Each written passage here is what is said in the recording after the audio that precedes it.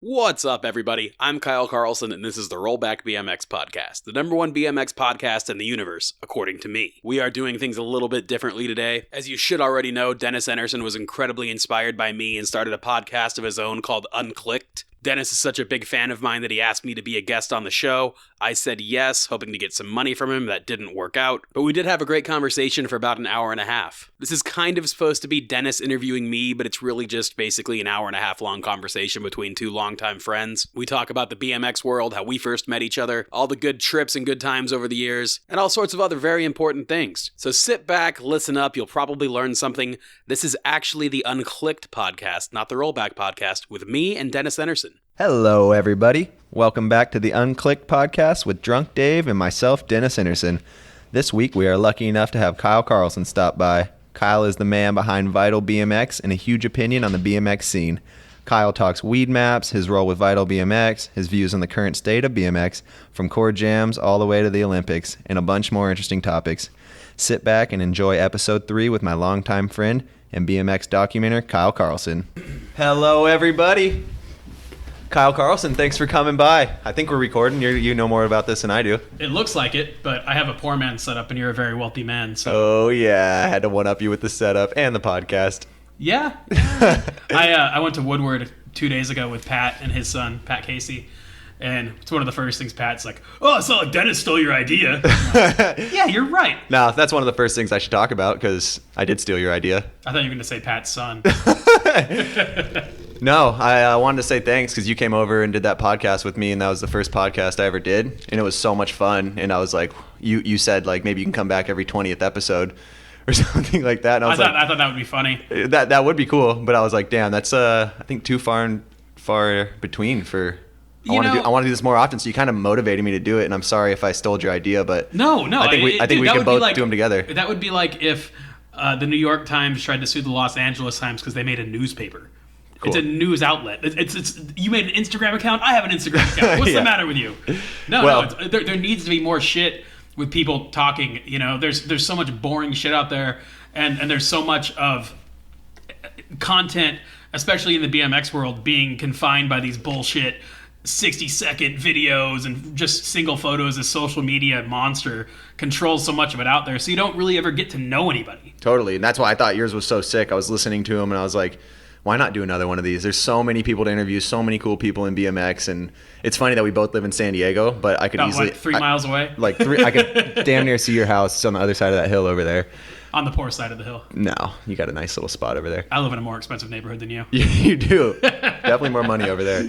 But, yeah, but we both live in the same area, and we could run through a different list of people. Like, I could probably do 20 podcasts before I start overlapping people that you podcast. Well, and I think it's good. I listen to quite a lot of podcasts, and I like hearing people on two different shows. Maybe some of the stories will overlap, but I think it's just you and I are never going to ask all the same questions. Mm-mm. You know, if Fudger did one, Fudger wouldn't ask the same questions. We're all going to come at it from our own point of view. We live different lives. We think different things. Nobody's going to have the exact same show. If that was the case, then we're all really stupid. Totally. And I like to think we're not that stupid. But you might be a little smarter than me. I did go to college once before I quit. Did you graduate? No, I quit. Damn. I quit when we went on that. There was a Nike contest in Barcelona. I think you won it. You won it. Because it rained. Nyquist should have won. Nyquist should have won. No, because I had a test in, ironically, a Spanish class, and I got called by Nike to go on that trip because there was a bunch of shit going on there. They had the event, then they had like that filming event. Do you remember that? Yep, I was there for the filming event too. And they called me to go out for it, and I was in class at the time, so I told the teacher, like, hey, I'm going to miss this test. What can I do to fix it? And he's like, oh, no, you can't miss this test. And I was kind of like, I don't think you understand. I'm going to fucking Spain, dude. Like, Nike called me and is sending me to Spain. That's the right decision. Your test and you as a human being can go fuck yourself. That's some shit that so many people too would just be like, no, I gotta do the conservative route. I'm in college. I'm sorry. But that's the stuff that I always believe in. Just if you feel that that's the right route to take, that's such a bigger opportunity. Go to Barcelona, get paid to do it, and if you wouldn't have done that, you could be doing such a lame. Yeah, but if I did do it, life. maybe I would have passed the test and actually learned Spanish, and I'd be rich and have a hot Mexican wife. And maybe just cook pupusas all day. And maybe, shit. yeah, could have gone either way. You never know. But I always back just going for it if it's something you believe in. Fuck it, we get one shot. We get one shot at this, right? Exactly. You only get older, and you only keep passing days up. So just make it happen. Yeah. It's kind of sad when you break it down like that, but it's also the truth. No, it's good though. You got to live. I do my best. You do. You're living. Drinking coffee. I was up like 3 hours before you today. You were? You were out drinking too? No. No? Today? Last night? No. I edited a video with Pat Casey at Woodward. I finished that. Oh, nice. And then I watched. Did you see? There's that new Black Mirror show on Netflix. Not new, or is there a new season? Okay, so what it is? It's called Bamber Shoot or something like that. Huh. And did you ever? You probably didn't because you're not very smart. But like when you were a kid, when I was a kid, maybe this didn't exist when you were a kid. There were choose your own adventure books where you go and it's like if you choose red, go to page 33. If you choose blue, no, I remember it's like that. But it's on your TV, so then it's like, what cereal do you want? You have to select which one it is. Is it on Netflix? Yeah. Wow. But What's it called? But it's interactive. It'll be on the new stuff. It's like a complicated name. It's the name of a book, Bamber Shoot or something like that. Shoot. I'm writing that down. But it's kind of wintertime, man. It's time for some Netflix shows. But it's kind of a wormhole. It's one of those things. Like I saw it popped up. I probably started watching it at like midnight before I was going to bed, and I was like, I want to watch something.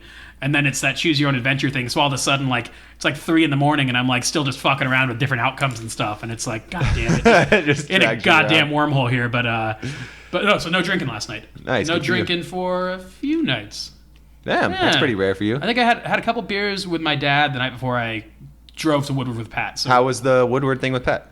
I love Pat. Before we start talking about drinking. Pat's the fucking best. Agreed. One of my favorite bike riders, favorite humans. I was stoked to see that you guys were going to go work on something together. We were only there a couple hours. It was winter camp was going on. Oh my gosh. But we were there like I think the first day of it, and we bounced before it really got crazy. So I half felt bad about that, but I half like we got our shit done. Dude, those winter camps are cool. You and I have gone before. Oh yeah, and I've left early too. They're super fun for a little bit, but it is so cold up there. It is. The only thing you can ride is the one park. It's good if you're a kid to go do it, but being a spoiled pro, you get to go in the summer or times where there's nobody there. So it's like go get locked into this freezing cold box. Dude, you can't ride outside. I thought it was funny. You cannot ride outside. Because Pat and I left like as all the kids were kind of starting to get there. And they're riding outside. No, it was just funny because I'm thinking like, oh, poor kids. Like this is going to be the biggest pro they see all week. Pat Casey leaving. I know. That's a shame. I feel like back in the day, pros Woodward was a different thing to pros. Now everyone's so spoiled. There's so much good stuff to ride. No, but there's ways to do it. Then if it's important for you to have pros there, then you step it up and say, "Come through. We're going to throw you $1,000. We want you here." You know what I mean? You do some business. You don't just expect them to show up. Yeah, they do that. They do pay pros. I know. I don't know if they have for a while, but if it's that important to them, I just think it's not that important to them. I don't think it hurts their business. Because if it did hurt their business, they'd be calling you, they'd be calling Pat, we're asking to go, they'd be like, will you please stay, we could do this for you. No, on the low, Woodward does do a good job with that. They have a budget. Like they sent me and Chase out, paid us like more than fair to come hang out with the kids for the week at Woodward East. I don't know if they do it west though. They do.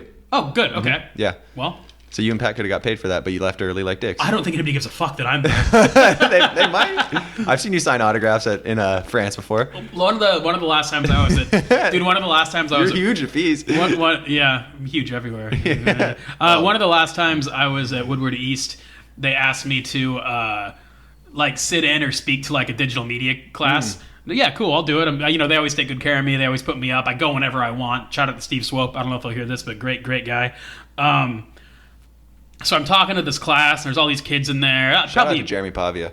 Yeah, shout out. Shout out to Gary Ream. Gary Ream. He has nothing to do with Woodward I know he anymore. doesn't, but shout out to Gary Ream. Shout out to Gary Ream and Ronnie and Kelsey and Alistair and Lindsay. And State College in general. And Anthony. And Anthony. Let's keep shouting him out. I remember talking. For real though, shout out to Woodward. I'm talking to this. Shout out to John Saxton.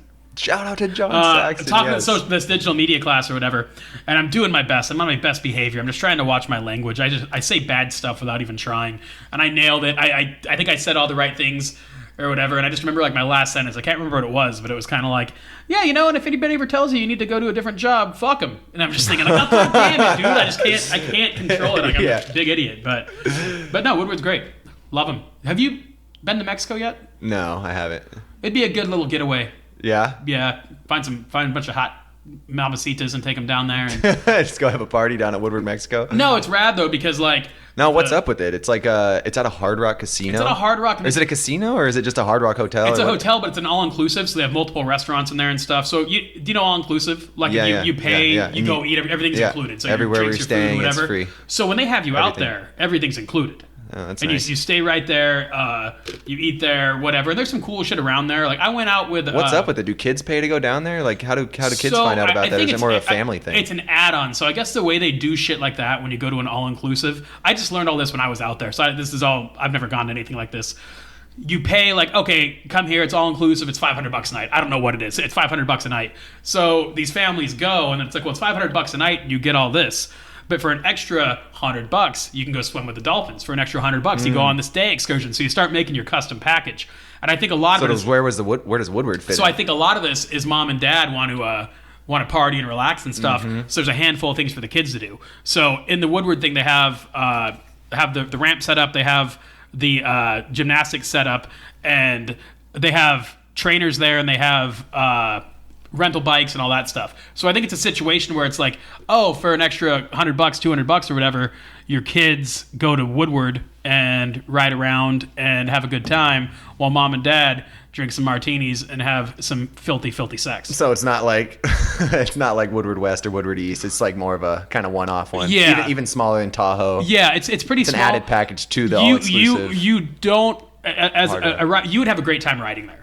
Yeah, I went when they did the opening. So it was a sick crew. It was me, Peraza, Hawk, Garrett Reynolds, Dares was out there for a bit. Anthony Napolitan, Chris Kyle was there. It was really sick, and it was a good crew. But like the pump track built in there, there's lines and shit you can do. You could definitely get a couple clips there. You'd be hard pressed to go film like a section there. So it's like a perfect place to go on vacation, and when you're bored, and you it would be great to to go for 4 or 5 days. Yeah. Maybe 1 or 2 days are adventure days. Maybe you get an hour session in or something, hanging out. That sounds dope. Yeah, no, it's great for what it is. Go one day when we're bored. Yeah, down there, and it's Woodward, so they'd probably be. They're great. Film a video for them. Probably use some not that many credit card points. Get a ticket down there. Yeah. You know, I'm down anytime. Like it's a beautiful place. Sounds good. Sure, it gets hot, but like, and I think they'd be psyched to have somebody like you down there. I don't see that many people down there, so I think getting somebody like you checking it out and speaking on behalf of it, they'd probably be pretty pumped. That's sick. So we're talking kind of current stuff. We got to talk about you a little bit. Woodward. I'm a great guy. What early days for you? I met you when I was probably 14 or something. You were 13 or 14 when I met you. You're only a couple years older than me. I'm 32. You're 32? What, okay. You 27? I'm 27. Yeah. I remember when I first met you, I kind of first started coming to San Diego. I was probably 18, 17, probably 18. Who was the crew you rolled with? Because you were kind of always, I feel like, in between Vegas and Arizona crew, and then became good friends with all of us down here. Yeah. You always kind of came down with different people. At that point, man, I guess Ryan Mills was a good buddy of mine. But I think at that point, he might have already started being like all fucked up on heroin and stuff. Back then? I think so. Right around there. I feel like that time was when Ryan was kind of in his prime, probably still doing. Or maybe he was still killing it on pills. I don't recall him ever going to like the Claremont contest, and that's something he would have done if he wasn't fucked. Mm-hmm.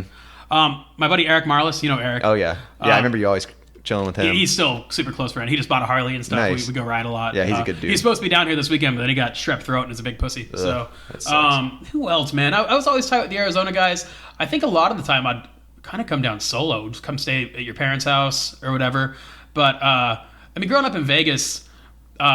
The kind of the long standout guys are my buddy Eric Marlis and also my buddy Balaj, who makes the furniture and whatnot. He lives out here now too? Yeah. He lives in OB in his shop's in Oceanside. He actually made that trophy I just gave you. Oh, nice. Yeah, thank God, because I needed somebody to do it. And I'm like, fuck, man. And it's right around Christmas, and he's super busy during Christmas. So a bit of information about this guy, just so I'm not totally randomly rambling here. My buddy Balaj is originally You're always totally rambling. Just keep going. I know. Originally from Hungary.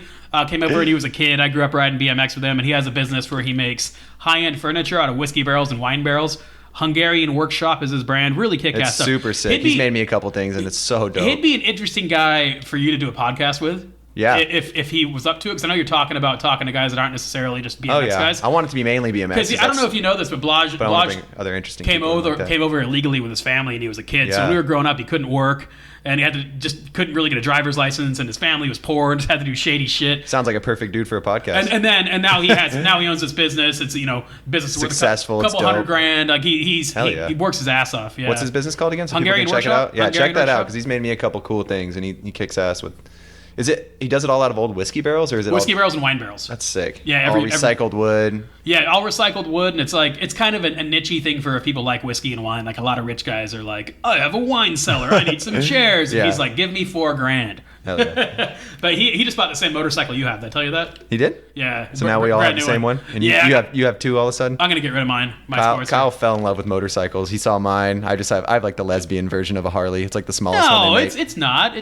It's perfect for someone like me who just wants to ride around the city. It's perfect for cruising the city. Yeah. It's a badass bike. But I'm 6'2", and it's for a little guy. I got on mine the other day. Or Lesbo. I got on my Sportster the other day, and it felt cramped, and I was just thinking about you riding it. I'm like, I guess you get used to it. I like it because it feels like a dirt bike, but anytime I've seen someone take a picture or something of me, I'm like, that is not what it's... You're not supposed to look like that riding a Harley, but I don't care what I look like on it. It's just pure fun, pure entertainment. Fucking toy. How good are they? Oh, man, I love it. It's one of those things. I told you, too, it's the same thing. Like, I was so scared about buying one because of all the stuff you hear, blah, blah, blah. And had a bunch of friends who have got hurt riding motorcycles, but it's all at your own risk. It's like driving down the freeway. How many people have got hurt in car accidents too? Yeah. And once you buy one, you drop in on it.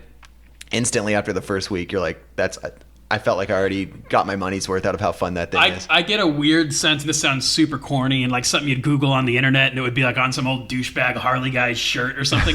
I feel like a weird sense of therapy with it, because it's one of the few things I do, because it's loud, it's the vibrations and stuff. Like, I can't fucking listen to anything. Nobody can call me. I can't text anybody. So if I go out for a 5-hour ride or something like that, if I cruise somewhere a couple hours away, probably in the mountains, probably have no service, it's kind of like doing something badass. But it's almost like getaway. I don't know if you feel this way, but sometimes on like long flights, it's almost like this is the one fucking relaxing time I have. Oh, I feel like that. Nobody 100%. can call me. I love flying because of that. Yeah. I kind of get that out of riding motorcycles, at least longer distances, where it's like I can check the fuck out. I think a lot. It's almost like meditative. Like I'll come back with like ideas. Yeah. Like, and it's not like a car, because when you're riding your motorcycle, you have to be tuned in if you're smart, because you want to be safe on a motorcycle, because they are dangerous. Oh yeah, you'll fucking die. You're flying around 100%. Sitting on top of a motor that's hauling ass, shifting through five gears. Like, they are so dangerous, but if you're smart and safe, you gotta respect it. You can be good. Yeah, you gotta respect it. Keep an eye out for everybody around you, because it's the cars that are dangerous. What's the old saying? Like, you have to assume everybody's going to hit you. Mm-hmm. Like, nobody's. You assume nobody sees you. Assume they're going to hit you and stuff. Most of the riding I do is kind of a little bit out of the city. Nice. Just kind of cruising mountain roads and stuff. I stay off the freeways. I have so much fun just riding around back streets and running errands, taking my backpack to go grab groceries. It makes shit like running to the bank to get some yes, cash. I love to go. Now. Yes. And especially where we live too, where it's like you're stuck in your car so much. San Diego compared to LA is a whole different world, but we still get our traffic, and you're still sitting on the freeways a lot. So having that motorcycle just to jump from point A to point B is like makes everything fun. Dude, I had the last couple of days. So I was in Vegas hanging out with my family for Christmas. I drove to Woodward West to shoot with Pat. So I drove up that morning. Then from there, I drove to Irvine because I was going to stay in a hotel in Irvine because I had a meeting there the next morning. So it puts me right in LA, like, well, it's still fucked up, that route, Mm-hmm. And then, so I get, anyways, whatever. It's real stressful, real pain in the ass, long day. Get there, pass out, have that meeting. And by the time I'm done with the meeting and everything in Irvine, I'm driving back here yesterday, and I'm out of there at like 2:30, and it's like Friday, so dudes are leaving work early. So and Christmas break. 2.5 hours to get there from here to there. It's like this past couple of days, I spent so goddamn much time in the car. Yeah, it can be miserable. That's why the good Lord invented podcasts. Yes. Yeah, exactly. Yeah, all my driving time, because I go up to LA a bunch. That's another thing I was going to mention, though. If you know the times to drive in Southern California and you spend enough time here, you can avoid traffic. Yeah. Every once in a while you get caught in it, but I leave downtown San Diego to downtown LA at 8 o'clock at night and can get there in under 2 hours, no traffic. Yeah. But then it's time from Orange County to San Diego that can take you 3.5 hours. I think my problem with stuff like that is like, I'm going to leave when the meeting's over. This meeting's important. You know what I mean? Where it's like I'm at mercy. You don't get to just pick. No, you get stuck in the traffic that everyone else is stuck in. And then I could try to kill 2 hours here and then go, or leave now. And if I just leave now, I'll be there 30, 45 minutes early, whatever. Get a good audiobook, get some podcasts, Podcasts. Get a comfortable car, Podcasts were meant for the 5 freeway. It would be crazy to see some statistics of like how many hours of podcasts are listened to a month on the 5. Dude. It has to be like as much time as ever existed in the world. Before I forget, since me and you are good at rambling on, what the hell were you doing in Irvine? I know what you're doing, but can we talk about that? Yeah. That's pretty big news. Pretty cool. Well, nothing, it's so new. I don't really know a whole lot. There's a couple things like there's nothing signed, dotted, and delivered yet or anything, but it's all, anyways. We'll just run us down with what is currently going on. Well, I guess I'll throw it back a little bit. At X Games this past year, I ran into an old buddy of mine in the athlete lounge. Shout out to Eric. Eric Sorensen, really, really good guy. I worked with Eric many, many years ago at Osiris Shoes. I was doing BMX stuff, and he was kind of a video guy overseeing just kind of general videos for the brand. And I ran into him, and super good guy. I hadn't seen him for a number of years, and we caught up. And he is, I couldn't tell you his exact title, maybe sports marketing director or something. Seems like he's running the whole company. At Weed Maps. At Weed Maps. So he's talking to me about Weed Maps, and I'm like, about maybe helping him do some stuff and whatnot. And I'm like, dude, I don't... With the BMX program? Yeah, with BMX and just in general. We work well together, and I don't know for sure about past experiences or what, but I mean, in BMX, it's kind of rare to find people that just are on the ball and get shit done. Unfortunately, it's just the way it is. He didn't tell me any of that, but I don't know. But he was like, yeah, we want to do some more stuff with BMX. Could you help out? And yeah, let's chat, So, and I told him there too, I'm like, that's kind of funny. I don't really smoke weed or anything. And he was like, me neither. So. Eric doesn't smoke weed? No. I think he's into CBD and stuff. There's a lot of, anyways. So we bounce back and forth, go have meetings here and there over a couple of months. Try to get a couple things happening that I won't talk about here, but you know very well about that didn't quite work out. Oh, we can talk about it. Yeah, you want to? I mean, I don't know. Sure. Well, my big plan was to try to get you on. Yeah. I wanted to get you on. You are... And I love Weed Maps and what they're doing on the application side and CBD and everything. And Eric's a really good guy. Yeah, and they wanted me to kind of not be the stoner image of it because I'm not trying to smoke weed publicly or anything like that. And I think CBD is an awesome thing. I have people in my family who use it too. My grandma actually uses CBD like crazy for cancer, and I thought it'd be cool, but I have a long-term relationship with the sponsor. All my other sponsors were down. I was down with it the way we were going to One of the sponsors said no, and it wasn't the one you would think. One of the sponsors said no, and it's one that I have a good relationship with, and they were more important to me to stick with them to hey, this brand. Much respect to them as well. You have a long-term relationship with somebody, and that's why I stayed with them. And Weed Maps, I think, is their name's kind of funny and what people initially think of them, but the more we talked about it and the more we had a game plan of kind of me being like the CBD guy, I was hyped on it. So it sucks it didn't happen, but I'm stoked that you got the job. So anyways, I was trying to pitch this whole thing with you, and it got far. I mean, they got you a contract. Like, it was like pretty much a done deal till it got shut down. So that was a bummer. One sponsor away from repping it. That was a bummer, but at the same time, I kind of kept going along, and I kept talking to Eric. Devin Smiley got on the team. That's awesome. Yeah, that hasn't really been announced. I don't know if it has, but I think it should be. He's been repping it. I shot a little thing for him. It'll be out soon. So you guys are gonna. I can show you after this if you want to see it. You guys are gonna announce it soon then. I think so. I mean, it's already he's been repping it. Yeah. It's not a secret, and then they essentially want me to come on and help with kind of oversee the BMX stuff. And dude, like I said, so you got Devin on. Are you guys gonna keep like Began in that the initial Began team? for sure. I honestly don't know who's on, what their deals are, their contracts. Okay, so I honestly don't know. You're kind of coming in to more help with the future rather than mess with I'm what's not going entirely on right certain. But I got Devin on, and there's one other guy I'm in the process of getting on.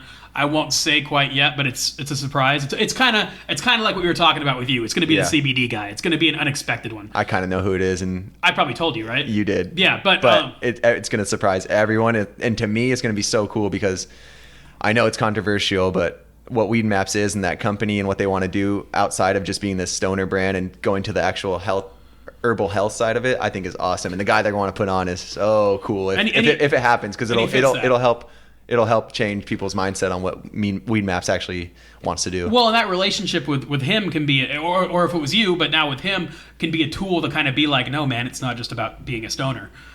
It's almost like you can go to the liquor store and buy a bottle of water. You can go through Weed Maps and buy some really healthy CBD stuff. You know, I've never been heavy into marijuana culture. I've always been around it. It's a big part of BMX and whatnot. I'd be lying if I said I've never smoked weed. I've probably smoked weed with you, Dennis. But you know, after being around the Weed Maps guys and learning more about it, like it's cool. Like, and I really do believe in a lot of it, and I think it's a natural medicine, and I think it's a real positive thing, and I think the advocacy they're pushing for and anti-big pharma movement and whatnot, I really do believe a lot in what they're doing. So it's something I'm learning more about every day. When Devin Smiley got on, Devin's always, I think he goes through stages, but he likes smoking weed and stuff. But his mom makes like THC tinctures and stuff for family members with cancer and stuff, and like his grandfather's using marijuana who has, I think, prostate cancer, he said, and it's helping a lot. Oh man, it can be used for it's just like I mean, it's even better than alcohol, because if you use alcohol right, you have a couple of drinks, it's a great social thing. If you get piss drunk every night and cause a mess, it's terrible. It's like weed. If you smoke it in the right doses or use it to help you as a medicine, it's amazing. But if you're, you know, some 15-year-old kid who isn't going anywhere and they just got a bong and a dab rig, like, it could be terrible for you. It could fry you. But it also, if you're old enough and have a strong enough mental mindset, it can be such a great, powerful thing. Yeah, you know, it can go either way, just like anything. And I'm a bit older than you, like we talked about, but it's crazy to me when I look back to when I was in middle school, high school, and kids start smoking weed. Kids would buy weed. You go and you buy weed. Yeah, now it's like you buy wax. You buy. Well, no, but even then, you go in and you're like, I don't sleep good. I need this. I want. There's all these different strands and different things they do. To where it's like when you're buying this mystery strand, you kind of don't know what you're getting. Yeah. It would be like if you went to like a liquid store and bought liquid and didn't know if it was iced tea or whiskey. You know what I mean? Like, am I getting drunk tonight, or is this just gonna make me chill? Yeah, maybe not that dramatic. Maybe going to a liquor store and they just hand you a bottle like, this is liquor. Yeah. Not gonna tell you how strong it is, what kind it is. So we're all a handful of us are going to Hawaii next week. That's so Weed sick, Maps. man. It's me, Brandon Began.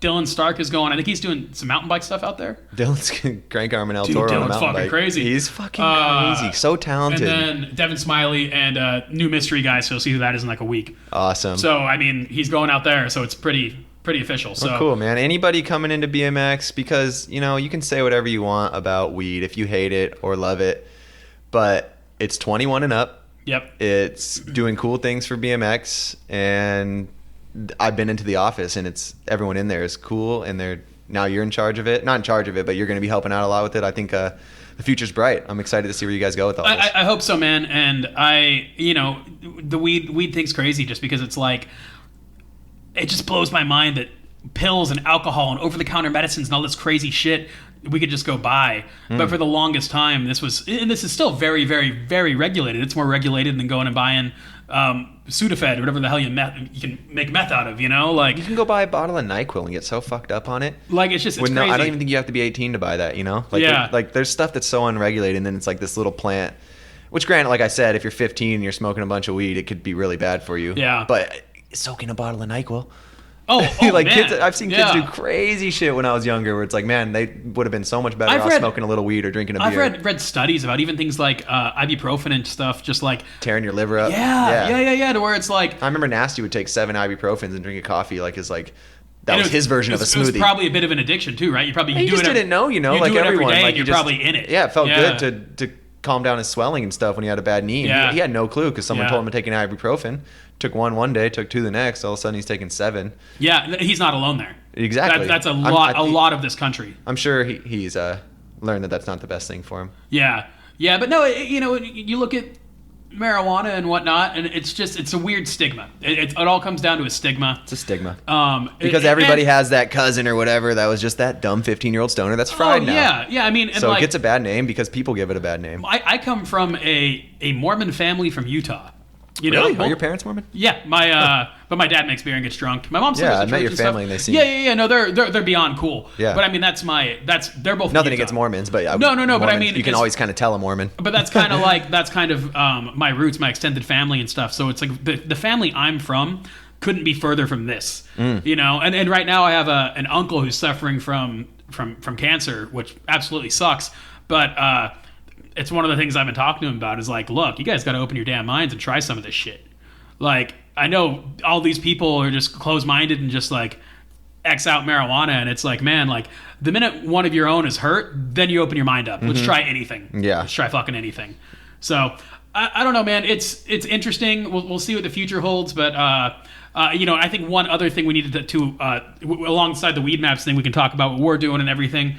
But it's a growing business, and they're down to support BMX, and that's fucking awesome. Yeah. Because I'm sure you've experienced this, and I've experienced this, but so many of the brands in our space right now are hurting or pulling back or oversaturated, and it's new and exciting to talk to a kind of a new realm that is psyched on BMX. 100%. They're psyched on skate. They're psyched on moto. They're psyched on all this shit.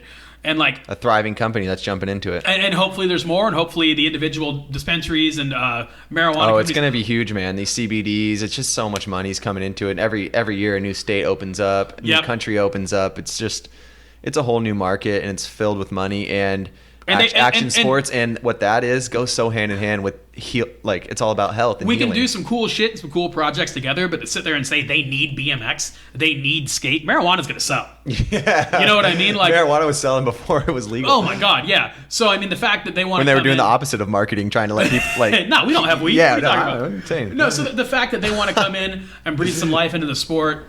They're doing big things in skate. They're sponsoring. I know I think they're doing a build at Elliot Sloan's house, building his huge build. Yeah. They just added Clay Kreiner to the skate team. Clay's getting a huge thing too. I don't know if it's Rockstar and WeMaps or if it's just Rockstar. He's coming to Hawaii with us. Oh yeah. Yeah, it's a good crew coming out there, man. I'm excited. Tell all those guys I said hi and wish I could have been there with them. But no, so they got this house on the North Shore, and they're going to be doing like yoga and all this wellness stuff, and I have a chef. We're gonna be riding and stuff, but it's during a surf contest. It's gonna be cool. I'm excited for it. But yeah, I mean, I'm kind of once again rambling, but I'm psyched to do some work with them and see what the future holds, and I'm psyched that they are interested in BMX. Yeah, man. You know, congrats on that. And yeah, we'll see where the future is. Don't congratulate me next. We'll see where the future goes. Yeah. But it looks good right now. Eric's gonna listen to this and be like, you know what? He's a little too excited about this. We don't need him. I'm disappointed it didn't work out with you. I think that would have been fun, but I think it's cool to give somebody else the opportunity because you're doing pretty well. Yeah, and I like I said, I've always kind of respected long-term sponsorship stuff. So if it was this new sponsor with these new opportunities or not pissing off one that I've been with forever and that wants a long-term future, it was hard to decide, but I had to go that direction. In a perfect world, they would have been like, yeah, that's cool, work for them. But, whatever, private companies, you guys run it the way you want. And not have to confuse a bunch of people on what's Dennis doing on weed mass, blah, blah, blah. Even though it would have been easy to explain what's going on. But don't have to deal with any of that. No, and it's everybody wins. Someone else is going to get this deal. Everybody wins. Yeah. Everybody wins. It's a cool thing. And, I think we'll have no shortage of opportunities to work together in the future. So I think we'll still be friends, hopefully. I don't know about that. After this podcast. So let's, everyone knows you're the man behind Vital. Kind of. Are you not the man behind Vital? No, Brad McDonald is. Okay, so Brad McDonald, he's an OG photographer. He runs Vital mountain bike and Vital BMX. Well, he started Ride BMX. Started Ride BMX. Wow. He was in college. He sold Ride BMX to Transworld. Along with the sale, they hired him to, I believe, be the president of Transworld. So he oversaw Transworld BMX. It was Snap back then Transworld BMX, wow. Ride BMX, Transworld Surf, Skate, Snow, etc. And he was with them for a number of years. And then he, magazine numbers were shrinking, and he saw a lot of growth in web. And he was like, hey, guys, we got to shift the focus here. But it sold to basically a print company, I believe is the way it went. So they didn't want to shift to web. They wanted to focus on print, even though the numbers were declining. And he was like, well, I'm going to go do this then. So he started Ride and he started Vital. And he's essentially the boss man, the owner. So he's the higher up. He's the boss. And so did he hire on Losi to run it originally? Yeah, well, because Losi was running Ride BMX. And Losi essentially left with Brad. Okay. I believe Todd Toth. You probably you'd met Todd for sure. Probably. Todd and was like, I think the head ad sales guy over there, and Todd and Brad left, and Mark left with him, and maybe one or two other guys. I don't know, but that was for sure the crew. So it's all guys that were at Transworld. Okay, so they got that going. And Losi, did you start? Because I was like, Losi was running it when I first heard about Vital, and you were kind of just filming for him a little bit. I was like 18 at the time, and I was kind of looking for an outlet, and I'd done some stuff for. I did some stuff for the Ride website. I think through Fudger. Nothing formal. I wasn't getting paid or anything. Just a couple nothing things. And shout out to Fudger for putting that online. That kind of gave me a purpose when I was a child. Shout out to Fudger for everything. Yeah. And then Vital kind of popped up. I tried a couple other things. Vital kind of popped up, reached out. They they're like, yeah, we can pay you for some stuff. It was very little, but it was just kind of another purpose, And so I was accidentally kind of became the number 2 man under Low C just because he was kind of the boss, but I was regularly doing stuff, and eventually that kind of turned into posting and writing news and stuff. So, and all that kind of got to the point where I believe the Nike opportunity just got bigger and bigger and bigger for Mark. I think Nike and Dew Tour are about the same time. Yeah. He pretty much took over BMX, Dew Tour, and then the whole Nike program just kept blowing up. Yeah, so he stepped away, and they essentially asked me to take over from where he was. Wow. So I was young, I was inexperienced, I wasn't ready for the job at the time. But you kind of grew into it, though. No, and I think it was a smart move on their end. I think it's a situation where when you hire somebody for a job, it's almost better to hire somebody who you can form into what you need than it is to hire somebody who already has their own ways. So working under those guys and working for Mark, I kind of didn't know anything. I've been doing it since I was 17 or 18. Didn't really know, not to say I didn't have bad habits. I'm sure I had plenty of bad habits, but as far as just the way things get done, they could form me however they wanted. They molded you to what they wanted. And I think that was a good thing. I think those guys are all really sharp guys and really hardworking guys. Mark is OG in BMX media, as well as just successful, smart, hardworking. The biggest shout out to Mark Losi. Yeah, I think Mark carries himself so well and has always been very neutral. I think he's just done everything right. Mark's a really, really, really great guy, and he's a great guy to learn a lot from. And then Brad and Todd. I know you don't know those guys as well as I do, but But if they're friends with Losi, I can imagine they're great people too. Yeah. No, they're really good guys. I'm fortunate right now for pretty much all the people I regularly do work for are people I'd be psyched to hang out with outside of work. You know what I mean? But yeah, they're really good guys, and have an ongoing relationship with them. It's not as big and formal as it once was. I'm not a full-time employee there. It's all part-time. They're essentially one of my clients. I have a number of clients. So I have maybe a year or so ago, we kind of split. So it's... You and Vital? Yeah, but I'm still running everything, but it's not as formal.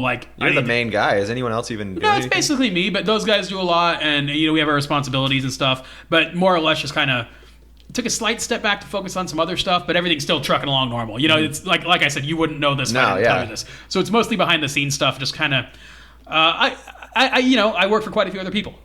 Cool. And who else do you work for? I guess back onto Vital, but my regular ones are Vital is obviously priority one. Do regular stuff behind the scenes for EVL Sports, Mike Spinner's company. Oh, really? Yeah, I do some. I didn't know you were doing that. It's not crazy, but it's kind of just like stuff in BMX and kind of just another set of ears to bounce ideas on. Yeah. Spinner's killing it with that brand, and what little they do in BMX, he reaches out to me for. We got Devin Smiley on. So Devin's getting a paycheck out of them, repping them, which is sick. Larry was on. Larry was the first thing I did. He got the monster deal. And then he got the monster deal, so he couldn't do it. Basically gave that deal to Devin, which is awesome. I might have a couple more things in the works, but it's not going to be a big crazy thing. We're going on trips, we're doing shit, but they're always going to have a presence in BMX. So I help out with that. The Weed Maps thing now. And I do some ongoing contest coverage for brands like Monster Energy and Mongoose. There's a handful of brands I have relationships with. So nice. Some Red Bull stuff here and there. But, it kind of comes down to with a brand like Vital, if you're a full-time employee somewhere, you got to give it your all. And I'm kind of going here and there and all over the place, and there's so much more for you to do. Yeah, and it's not a negative thing at all. I still love it. I think it's a good time as well. And like you said, I would, because I still go on Vital all the time, and it looks the same. Looks like you're still running it. And sounds like you guys made an agreement where you can do other stuff. We're all good as long as you keep doing the Vital job good. You're yeah. No, and I've worked with them for so long. I think we have a mutual respect between us, where it's like if I send in an expense report, they're not asking questions. Yeah. It's an understanding. I'm not bullshitting you. You're not bullshitting me. You've worked hard for them. They understand you're not mooching the company. And they've been really, really, really good to me. Cool. So we're all good. But I'm just got my hands in a lot of things, and I plan on working with them for the foreseeable future. But nice. It's also coming down to the point where there was a time a number of years ago when there was 7 new fucking crazy edits dropping a day. And somebody almost had to be at the computer all the time posting all these. And now it's like, if you're posting that much stuff, you're posting a lot of bullshit. Yeah, now it's like there's probably actually more than 7 a day, but because it's so easy to post videos, everyone figured out how to do it. Not that it was hard before, but it's just like such an easy thing now, and everyone has a camera in their pocket. There's just so much bad shit coming. You got to filter through, and then maybe there is only like one. Dude, I honestly think like that's one post a day. One thing I take pride in with Vital is posting. We're not going to post every little fucking thing. Yeah. And, maybe that means... There's websites for that, but then there's websites that I like to go on because I know Vital's only going to have the right shit. Maybe there's only 7 or 8 or 10 to 15 posts a week on the site, but I think that's better than having 40 of just a whole bunch of bullshit. Yeah. Sorry.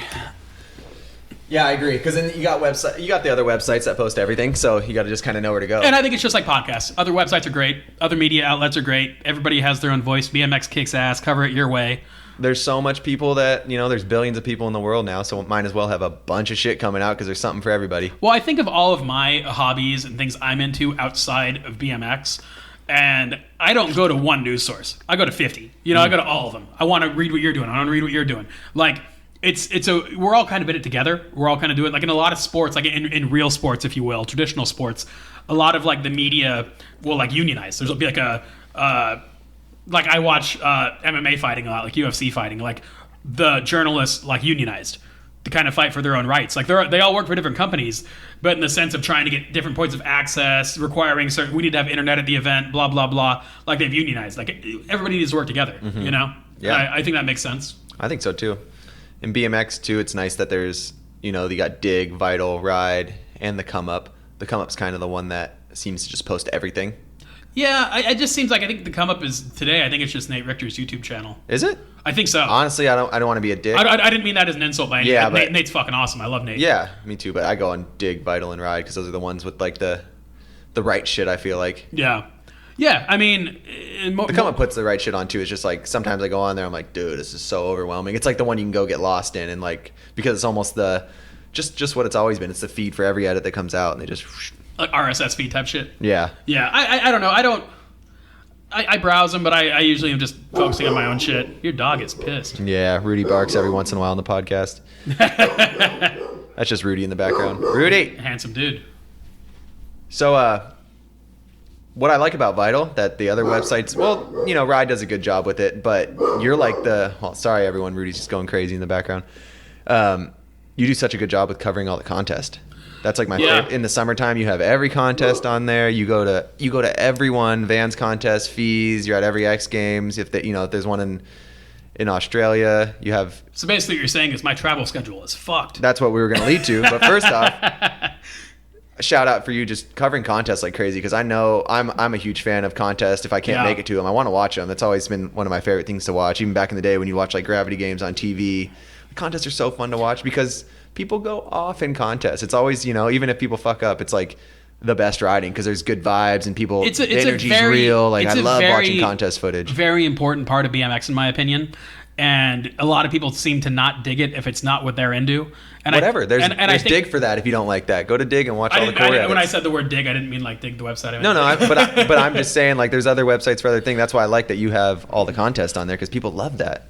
Well, it's a real important thing, and people are into it. And maybe it's the silent majority or whatever, but people watch it, and people are into it, and it's a huge part of BMX. It's a huge part of progression. A lot of stories take place. A lot of things happen there. I think it's big, and it can't really be overlooked. And I'll see sometimes this is not an insult to him by any means. I fucking love the guy. He's one of the most talented guys in the game by far. But I remember being at FIS in France and like watching Jeff Z film park riding. I'm like, motherfucker, you don't want to be here. This is straight up a job. Yeah. And that's what's cool for you because I see you at all those contests and you enjoy it, even though your travel schedule in the summer all year round is completely ridiculous.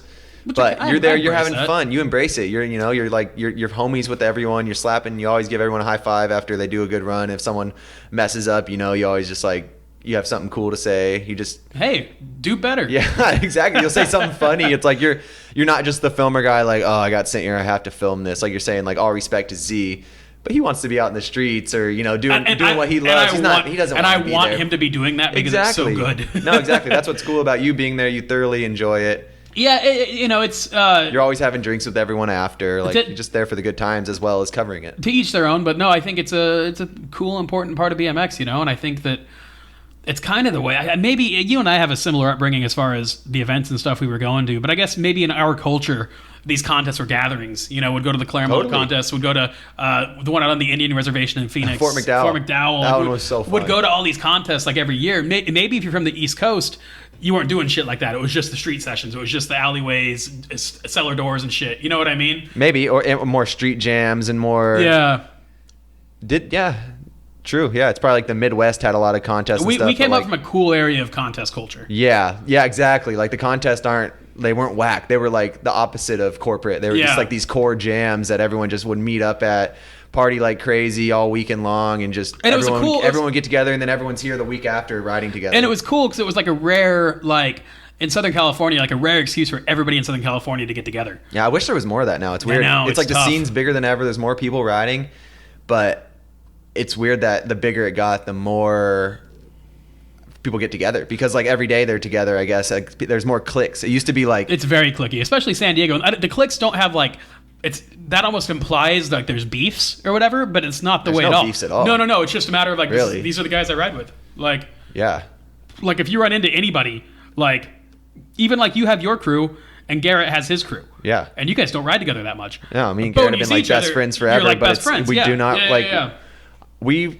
Now that the Nike thing's done, but we used to be on, even when he first moved to San Diego, we'd hang out more on the road at contests. Yeah. And just because that's how San Diego is. He's riding his parks that he really likes with his friends, and I go to the parks close to my house that I like. Well, I'll be here for 2 weeks, and you'll be here for 2 weeks, and I won't see you, and I live 3 miles away. Same with me and Chad. Before we started going to the gym together, we're same as me and Garrett, just brothers basically.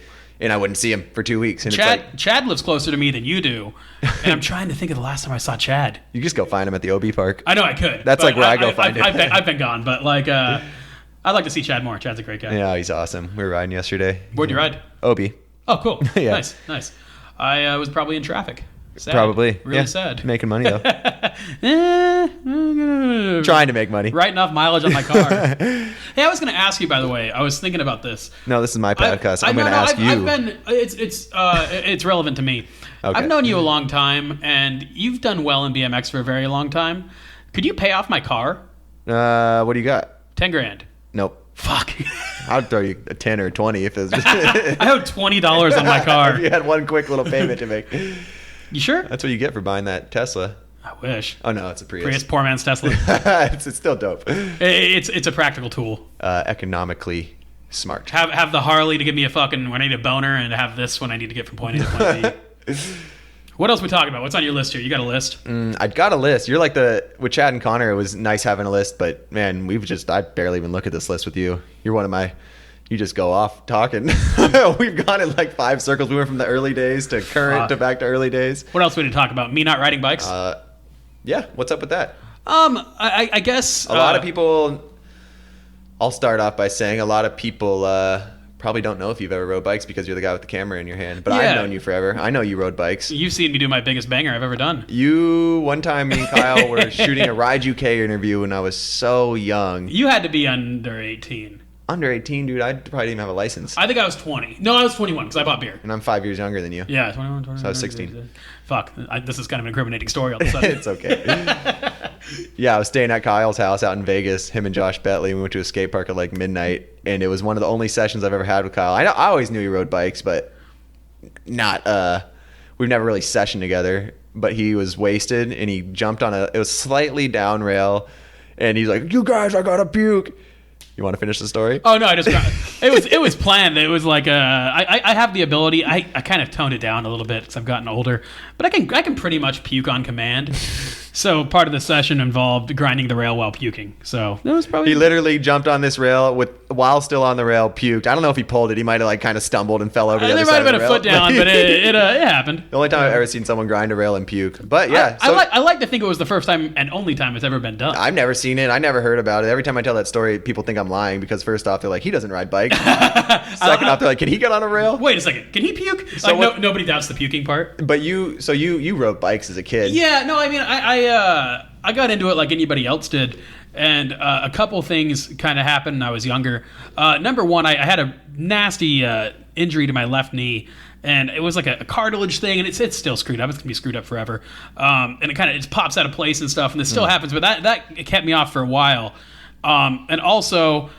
Some of my friends are just getting really good, and one of the main reasons I picked up a camera at first was my buddy Blaj, who we were talking about earlier, who makes the furniture and whatnot, was super poor, and he was like the one of our group who was the best. And it was like, oh, we gotta try to get him a sponsor, and his dad had like a video camera, so I started trying to film him and stuff. But a lot of it kind of just came from that knee injury, and also from trying to help him. And then right around that same time, kind of when Ryan Mills started kind of becoming a bit of a pro, needed somebody to film him. So I kind of fell into it that way. And it just got to the point where I was having so much more fun filming and shooting photos than I was riding. I just wasn't good at it. You know, I'd double peg a quarter, disaster a quarter, whatever. I'd hurt myself, do bad and whatnot. But I thoroughly enjoyed it, but I just enjoyed this so much more. And I think it's a situation where... I think you enjoy things you're decent at. I like to think I'm decent at the stuff that I do. Wasn't that decent at riding, but guys were decent at riding, you know? And so I really kind of just embraced the camera side of it more. And the older I get, like, body hurts, I get hurt, you know? And I live and breathe BMX more than 95+% of people out there, being on the road all the time and whatnot. No. I leave that to the guys that kick ass at it.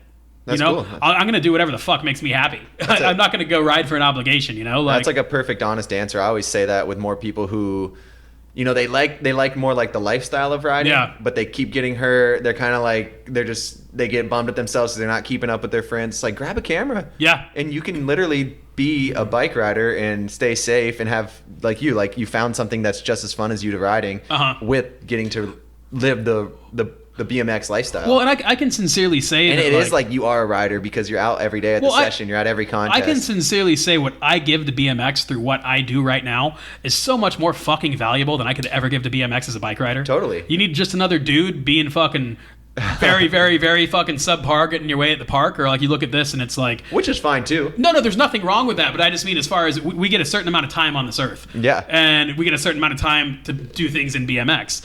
And, you know, I do a lot of shit. I put a lot of shit out there. I'm on a lot of trips. I've helped a lot of people do a lot of things. I think I've helped a lot of people make money riding. I've helped a lot of people do a lot of things. Yeah, you're almost like an agent to some riders. Just the agent doesn't get paid by them. I just get them paid. But no, I think my value is so much more there than riding, you know? Like, and so I don't lose sleep over it. I do whatever makes me happy. And if I'll occasionally get a session when I'm in Vegas visiting my parents at the park where I puked on the rail. I like jibbing around that park. Mm-hmm. But even then, the older I get, I'm just like, I fucking have done BMX shit for 10 hours a day. I got some free time. I kind of want to go do something that doesn't involve BMX. No, that's so respectable. You know? So many people will, if they can't ride, they're almost like, you know, they get an injury or something, and they get mad at the BMX industry and they get salty over it, and they're like the opposite of doing good for BMX. They're negative towards it, and they don't have anything to do with it, rather than finding a cool way to help it out if you really love it. Yeah, or I mean, there's no obligation in BMX either. If you don't want to do it, you don't have to do it. I mean, that's something I didn't really understand when I was younger.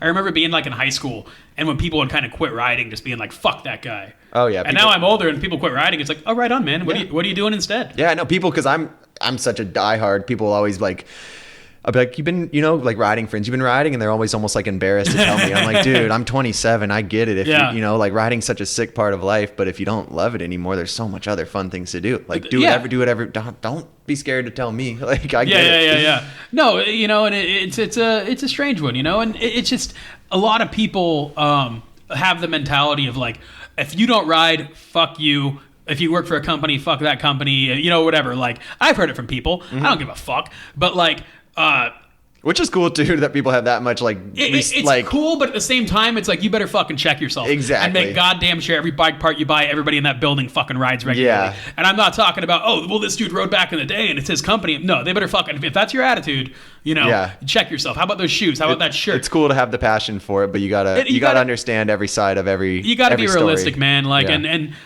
also like I in other sports I follow, it's like 90+% of the best journalists and the most insightful guys speaking on behalf of the sport aren't guys that take part in the sport. Mm-hmm. The analysts, that's the term I was looking for, like the best analysts and stuff. Oh, that's a good point. And I think really good point. You kind of need that outsider perspective. Yeah. I think when you're in it, you're forced to think and feel certain ways, and you're more personally invested where, as a bit of an outsider, you can kind of take a step back and be like, well, this is bad because of this, or this is good. You're not seeing the big picture. So true, because you can be so involved in something and you're in the midst of it, but you don't have those eyes from the outside to look at it.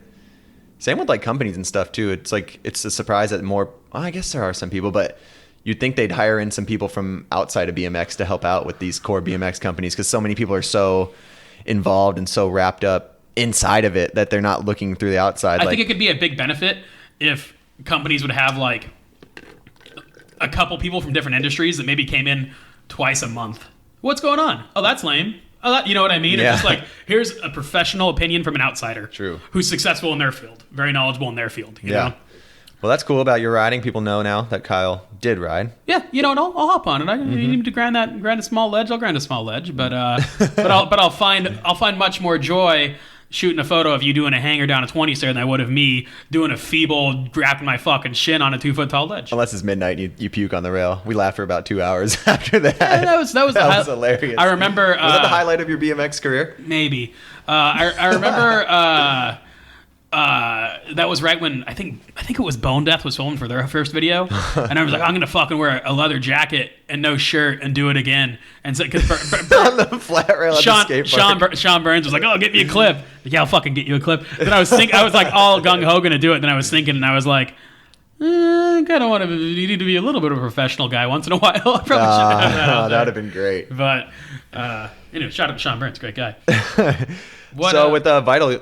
We kind of moved from, I think it's really cool how you film a lot of contests, but remember we talked about maybe doing like a Vital trip? That'd be something still really cool. Do you ever think about that still? Dude, I'm totally down. You know what the hardest part is right now, and this is kind of unfortunate, and I can segue from this into something else a point I wanted to make, is it's very fucking difficult to get people to fund stuff. Mm-hmm. It really is right now, especially things like this. Because all companies want to do their own thing. It's hard like back in the day when the companies would send people on trips and be like, yeah, I'm sending my guy out on behalf of United. Now they're like, we could use that money for a United trip. Yeah, and also with social media and whatnot, people are just spending less money to get their guys out there. Mm-hmm.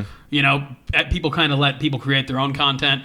And I'm sure you've experienced this, or at least see it. There's a huge oversaturation of companies in BMX. So even if the same amount of kids are buying bikes, I don't think there are. I think less kids are buying bikes. I don't know. I think there's more kids riding than ever. That point gets brought up a lot when I go to like meetings with companies, and I'm like, dude, there's so many kids riding. But they have the data of the bikes sold. You have the idea of, I went to some skate parks and they were busy. Yeah, but at the same time, just seeing kids on BMX bikes riding around, I think it's just oversaturated. Yeah. Because kids are just, they no offense to Stolen, but kind of offense to Stolen because they don't really do anything in BMX. And then I'll see like 3 kids in La Mesa riding Stolen completes around. And it's like, damn, that company's jumping in front of the cool companies like Fiend and Colt doing all this cool stuff just because that Stolen's $200 cheaper because I don't know how they do it, but they distribute worldwide so well. In a situation like that, if that's the thought process, the person to blame would be the shop for not being the buffer of saying, I'm going to only carry brands that do cool shit.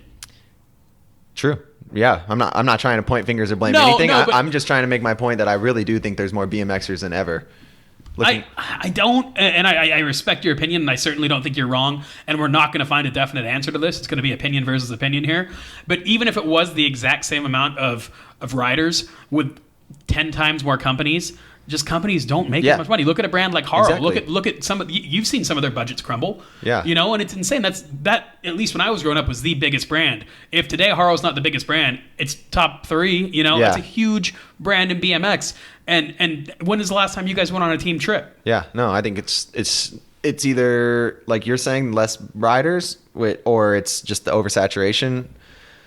Or both. I don't know. Yeah, I think it's a little bit of both. What the hell were we talking about? I don't know. Throwing the curveball. A vital trip. A vital trip. And I was mentioning about. What are we talking about? Yeah. But no, it's hard. It's hard to make things happen when everybody doesn't want to spend money out of a marketing budget. Okay, yeah. You know what I mean? So I'd love. Yeah, because we were about to get that trip lined up. It was going to be like Chad Osborne, Chris Kyle. Yeah. We had a sick crew. And it just never happened. Yeah, and I'd still like to sit down and do logistics and try to make something happen. It just comes to the time where it's like, I hate making shit about money. It's not fun, but it's like, can't lose that much money. You know what I mean? Yeah. If it's going to cost $5-10 grand or something like that, it's like, I can get some of the money, but we can't, you know what I mean? Can't, let's get some of the sponsors back in this and stuff. And, people like to talk about it, but sponsors don't do a whole lot right now. You know what I mean? Like, I see it from the Vital side. I see the riders. You think maybe there's almost more pros than ever, too? There absolutely is. And it used to be a lot harder to be a pro. No, now for it's sure. like, oh, he's pro. Well, let's make a quick Instagram thing, throw it out. He's pro. And that's the same. Now we have 15 pros instead of 6 like we used to. Which the more people getting paid a little bit, the better. But just like with bike companies, it's like, is it better just to focus on guys or just pay 15 guys bullshit amount? It's better. I think it's there's more companies. All these companies have pros, therefore there's more pros. I think that too. I think every frame company, even if they're bullshit, has like 5 pro riders. There are so many riders out there with signature frames I've never heard of. It's fucking insane. When I grew up, it was a big fucking deal. I remember like when Chris Bennett got a signature frame from S&M. How cool! Oh fuck, there's a Bennett frame now. Yeah, that's so sick. And now it's like, this dude has a signature frame from Deco. Like, I don't know who that is. Like, and nothing against the brands or anything. Everybody's heart's in the right place, but it's just like it's oversaturated. If we could funnel this down, let's take the 15 best guys, 20 best guys, pay them a fucking livable wage. If the companies right now, the companies can't because they're not making the money because of the oversaturation. Where it's like the amount of money like these guys are making, even the top guys, is a bummer. It's a bummer, and it's not a situation where it's like these companies are pocketing the money. The companies don't have the money based on this oversaturation and whatnot. But like a guy like Garrett Reynolds, who's like the face of BMX, or a guy like Chad Curley. Like, look at Chad. If Chad lost Rockstar, he'd probably lose his fucking home. No, he'd be fine. You think so? Yeah. He has 2 paying sponsors. Yeah, he paid off his house, and he doesn't have that high of a mortgage. He's a fucking G. He'd be fine. Okay. Chad would be totally fine. But you know what I mean? But it would be a big ball up in his life. But I know what you're saying, though. Like someone like life. Garrett Reynolds. Well, Garrett's another weird exception, too, because his frame company is his own company, and his energy drink deal is his paycheck, It is. And that guy has a paycheck. Yeah. A paycheck. And he is the best street rider ever. Like, how it's a bummer that there's not a situation where everybody's just killing it. It is BMX, though. It's just a blessing to make anything your thing that's just I agree, passion. And I think a lot of people just bitch with no proposed solution. I might be doing a little bit of that right now, but it's good. It's but good the oversaturation. You take your fucking 300, you give this guy, and 300, you give this guy, and these guys who all their sponsors together are making less than $1,000 a month and can't live. Like, maybe they shouldn't be getting paid. We should be focusing on the top echelon and be treating them right.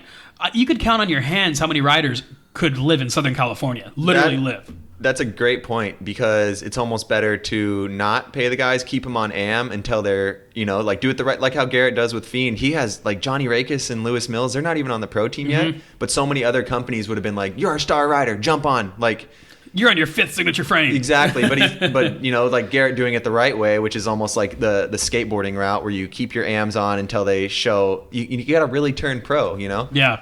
Like, even I guess I got kind of lucky because all the stuff I started doing kind of happened all at once. It was like the same year, but it was like I had to, I was on Flow, but I was still like, getting 3rd place in Dutour Park the first year. It all happened really fast, but it was like I had to, it took, a whole year of like doing good in pro contest and putting video parts out. Like, and then it was like, okay, you're pro. Yeah. But I feel like now if I would have came on as that 15-year-old new kid, it would just be like, you're on everything. Like, go ahead. Like, you don't have to, you just jump to the top. Yeah. Yeah. I mean, and that happens too much nowadays. I think you did a good job. I don't think it was necessarily purposeful. I think it was just because of the way things lined up for you of getting a lot of coverage. You were doing good at events. You lived in like the BMX hub in Southern California. So I think it made sense. And got lucky because I was friends with you, Alex Arbach, and then Christian got a camera. And Fudger. And Fudger's down here. Losi like took me under his wing. It was just like all the heads of BMX at the time. I got super lucky with that. Yeah, but at the same time, we all got lucky to work with a young, talented rider. We want that. It goes both ways. Yep. You know what I mean? But it's tough, and it's easy too when you're living at your parents' house, living and breathing riding. Totally. Don't care about school. But, I was like, I'll film an edit every week if I can. But it's just it's tough, and it's a tough industry and it's a tough game when you look at some of the best guys out there, and it's like, oh, if you didn't have rich parents, you couldn't be riding BMX the way you ride. Yeah. There's a lot of them, like a disgusting amount. Yeah. Like it bums me out that it's accidentally turning into a bit of a rich kid sport. If you want to be a park rider, all the contests are far overseas. Find a sponsor to pay for that. Some guys will do it, not all of them. Oh, you want to be a street rider, you got to be out traveling, you got to be out filming and stuff. Okay, well, you still have rent to pay, probably need a car, need to travel and stuff. And to make it into like to get on the pro BMX train where you're taken care of through BMX, yeah, you either, like you said, it's like a rich kid sport, or you got to be down to kind of grime it out. Yeah. With stretch your money super thin. But that's kind of how it is in every industry. Yeah. I mean, you got to really, it's either you got to be lucky enough and have that step forward and have the parents that became successful and they kind of can help you out, or live on couches and be a mooch for 2 years until you live in a room with 3 other guys. Yeah. And, I look at like a rider. And that happens too, though. You got to pay your dues to get in there. I hate using this example because it'll piss him off, but I mean it with the most respect possible because I think so highly of the guy. Say it. But you look at a guy like Corey Walsh. Yeah. And you look at Corey Walsh's income. I think he might, like you were saying, might be getting a more legit deal with Vans, which is fantastic. But it's like, is Corey Walsh ever going to be able to buy a house off BMX riding? I fucking hope so. I hope so too. He's something fucking special. Like we were talking about, he's such a cool dude, and he's so down, just like with the real. Like he's down. He's perfect for it because he's down to live in the van and just go up and down the West Coast riding skate parks all summer. But I would still like to see that guy. Oh, I know. I would love to see that guy, and I think he deserves it based on his output and what just being. That would be like a goddamn new, like, I don't know, Kanye West if it was hip hop. I don't know, just somebody doing something different and exciting and just like, fuck, man, like he's way cooler than Kanye West. 100%. I'm just thinking as far as somebody that like is new and bringing something different and I don't know. I'm just kind of rambling. It's the industry you get dumped into because like BMX has money, but it ain't skateboarding, it ain't surfing. It's like if Corey Walsh was the new skater, let's say, and that industry is still not even. I was going to say, not like surfing or golf or anything. Who are the new guys in skate that are making money? It seems kind of like old money to me. There's money in skating. Yeah, like let's say Corey Walsh jumped into skating and he had this year where he got #1 rider for Dig and dropped the Colt part, and he's just been killing it at all the contests. He'd be on Nike SB. He'd have every sponsor. They would have turned him pro. He'd be like making money. What are the brands that are writing the big checks in skate? Do you think it's just shoe companies? There's a million of them that are writing big checks. Yeah. You got Plan B, Flip. What do you think a Plan B check is? I don't know. All those people on Plan B are rich. Yeah, but they all have corporate sponsors. I mean, how big of a company can Plan B be? I don't know. Huge. I hope so. Yeah, I would think. But the little amount of friends I have in the skateboard industry, they say, it's hard to, and I look at them. But they say it's hard. I get it, but they're the upper echelon. But it's just like BMX times 10 because you got. That's what I always like relate it to from all the people I've met and the small amount of the industry I know. It just seems like BMX times 5 or 10. Like it's just they got the people that are really good too, but are never going to be able to buy a house or they're going to have to live in their van. They're never going to make it, but they're still really good. And then you got the people, at the top, and then the people in the middle. I had a buddy, but it's just a different industry. There's 5 or 10 times the amount of money. Which I had a buddy a number of years ago who was a professional skateboarder and did really well for himself. I'm not going to say his name because it could be a bit. This doesn't need to be public. It was a private conversation. But he was telling me he was at the point. Who cares? No. He was at the point where he was. We good? He was at the point where he was like I'm not having fun skating anymore. Maybe he was pushing 30. His body was hurting. He's like, I'm not having fun skating anymore. But last year I made close to $300,000. I own this house. Blah blah blah. They want me to film this new part, and he's like, I'm not feeling it, but I have to do it. And I get it, and that's when it comes down to, man, dude. It's like when the industry's that big and thriving, it's like turns into work. Totally. You know? Totally. And I look at that too, and I'm it eventually does turn into work no matter what. I guess one good thing about these low-paid BMX pros is that when it all goes away, they're not fucked. They're like, I got a job now. Everybody's going to get more money. Everybody's going to go get a random. You go get a job making $30K a year. You're making more money than, you know what I mean? Like so I don't know. It's the Wild West out there. One thing I want to make note of.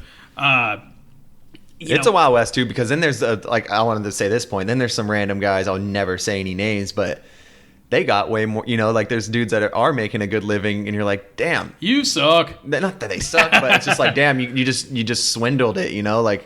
Like someone like Corey Walsh, if he had that same little, was down to hustle himself in the marketing scheme, which makes someone like Corey so cool because they're not like that. But then you got these guys who they got 10 sponsors, and you're like, what? Yeah. What are you doing? Like, how did you do that? Sending out resumes to some suckers that don't know who you are? Respect to you, because, there's people hustling that I don't know how the hell they're making it, but they do. And it's like, damn, respect.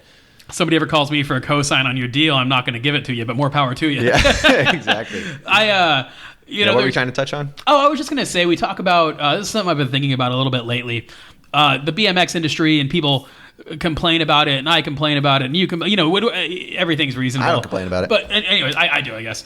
But I think it's important. And I respect that, because it's good to have that side. I'm the opposite. I'm always the positive guy about it. No, you are, because you're the weird motherfucker that keeps getting raises while everybody else is getting pay cuts. That's bullshit, though, because I know other people that are getting raises. That aren't just Chad?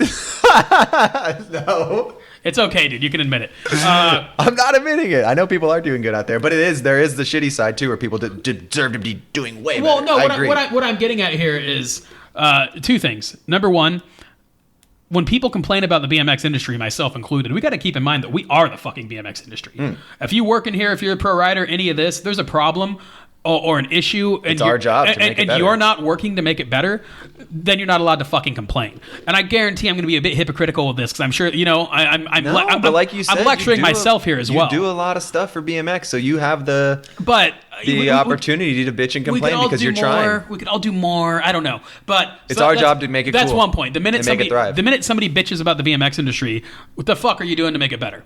What are you, even if you're not successful, what are you trying to do? What are you going above and beyond for that doesn't involve earning yourself a fucking paycheck? Yeah, don't bitch and complain about your paycheck unless you're out there trying to make BMX cooler in every way. Yeah. It's great if you can make a living while you do it, but I mean, nobody's gonna fucking pay you to go clean the fucking ocean or clean the beach. Like nobody's gonna pay you to go do that, but you should go do it because it's gonna make the beach better. If you live on the beach, clean the fucking beach. Yeah. You know what I mean? It's I don't know what you're talking about. Yeah. I'm not ever gonna go clean the beach. Cleaning the beach is cool. I just don't. What the hell are you talking about? I'm just saying, like, you take care of what's yours. Don't only get out of bed for a fucking paycheck. Okay, if complaining about the beach being dirty but never picking up. If there's a fucking if there's a jam within 100 miles of you and you're free, fucking go to that jam. I remember there was a couple years ago, there was a fucking jam that Keith Trainer put on. Keith Trainer, maybe Brumlow was out for it at the Indian Reservation, Paula Park. Mm-hmm. And I remember I was in town. I think I just got back from a trip, and I was fucking beat. And I pulled myself out of bed, and I went over there, and I covered it, and it was sick. Jeremy Malott won. Jeremy rode fucking awesome, but a lot of dope guys were out there. I think Matt Cordova, Larry, and all those dudes were out there.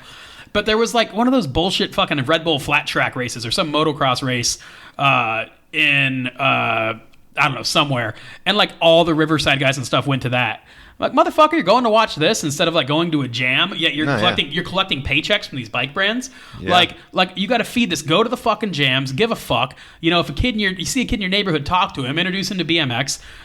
Go if you're at a skate park. Don't be a fucking asshole.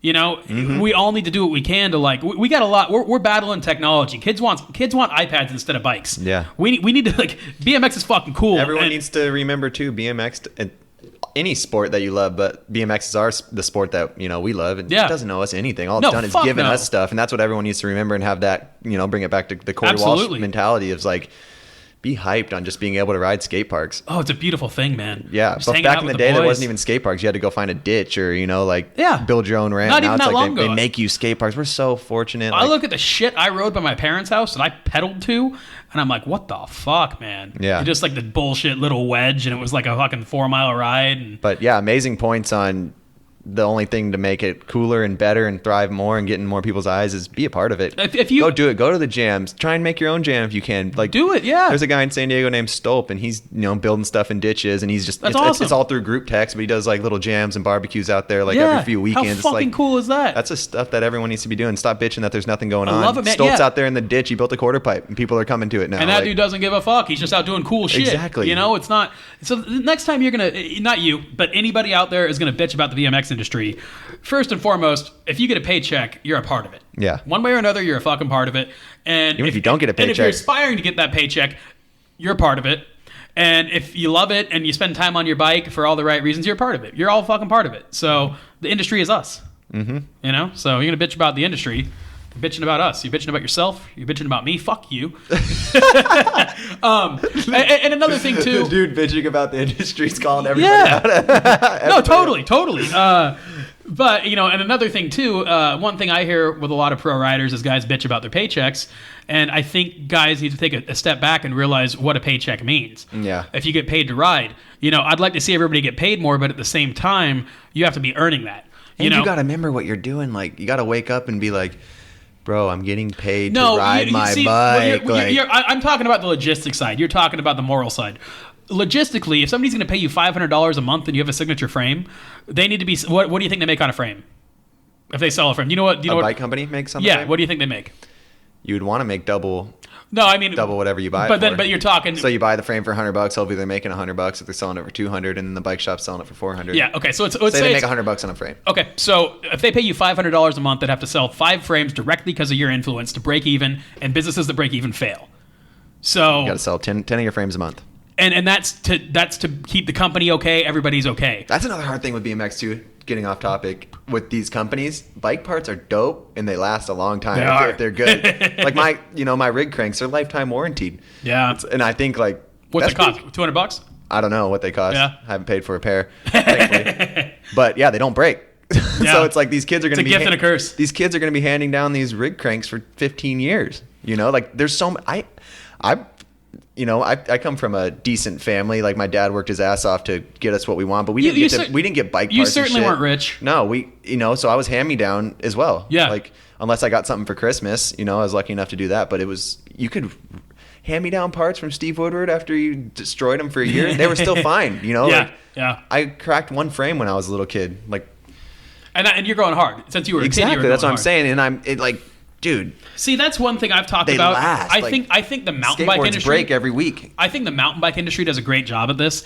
I think it's important, and you need to get creative to do so to keep people excited about new products.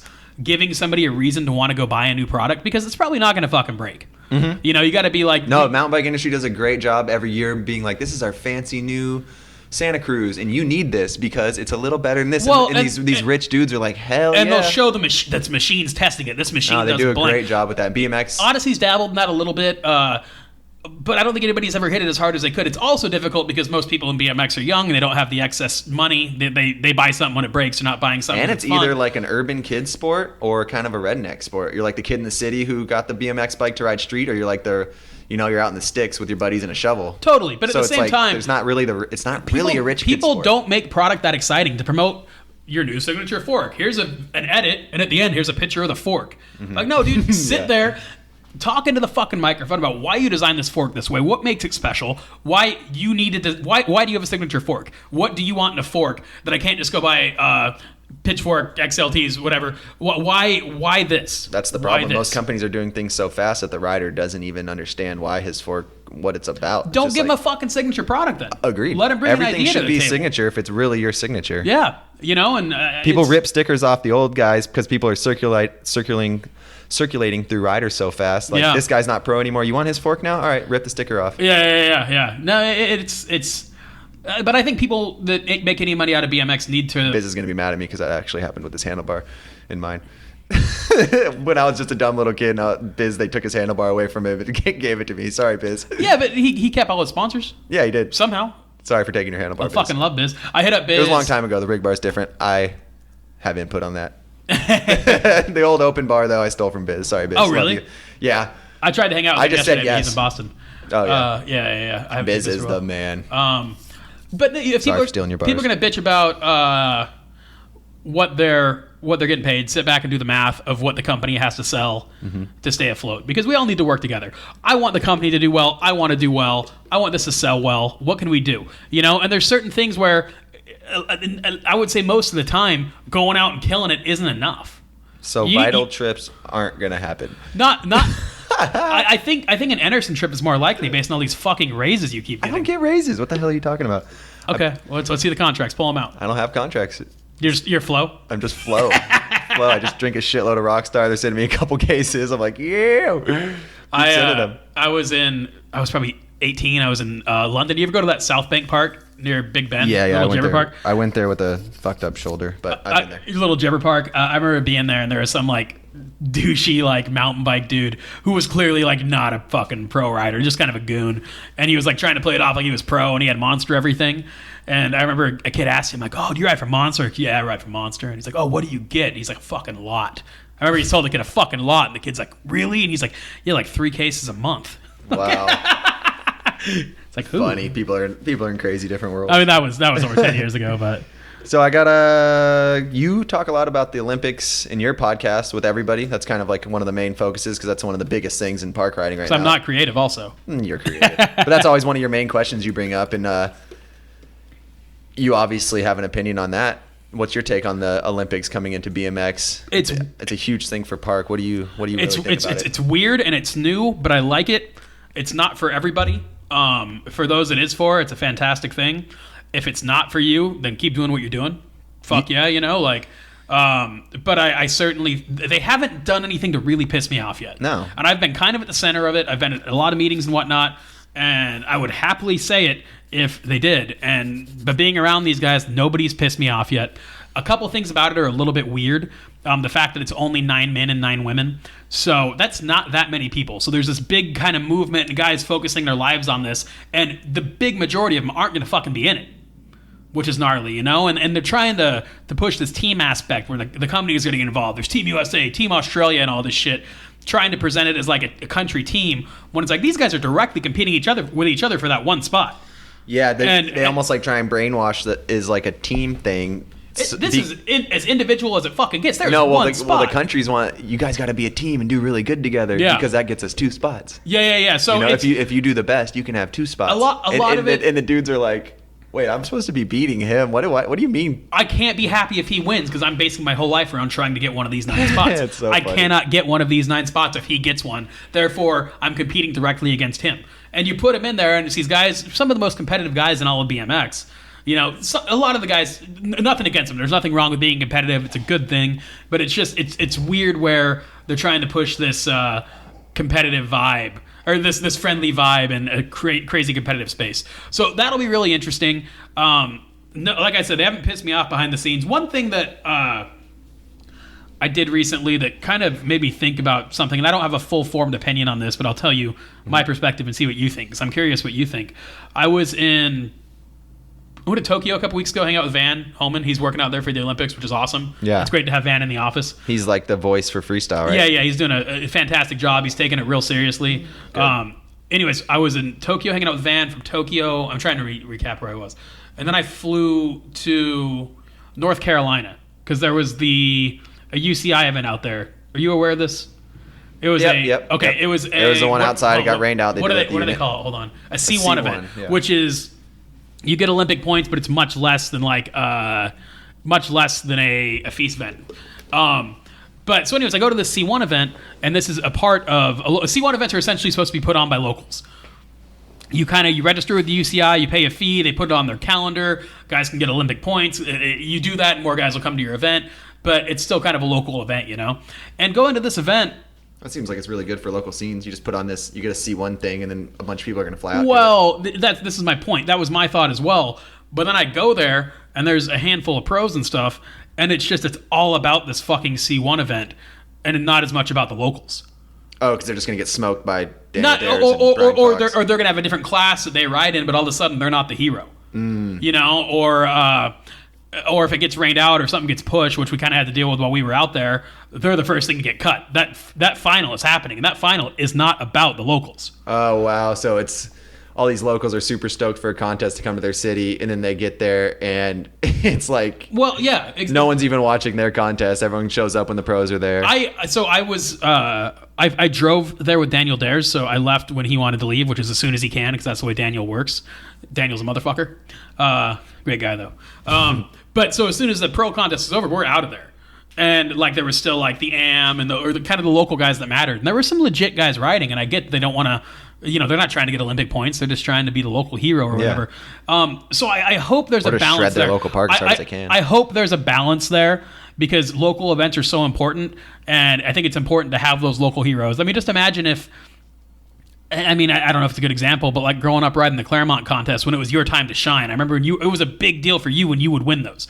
When young you would win a Claremont contest, it was a big fucking deal for you. It was the biggest contest I was in, So. Yeah, and I think it would have been a bit of a bummer if, you won and it was sick, but then there was a class above you, and they all... And like Gutler steps in, and all does double flip at a 1080. And then, I guess at the same time, though, I would sit there and watch them and be stoked that they were there. No, I know you would, but I think that you wouldn't walk out of the park that day with everybody high-fiving you. People would have forgot about who won that.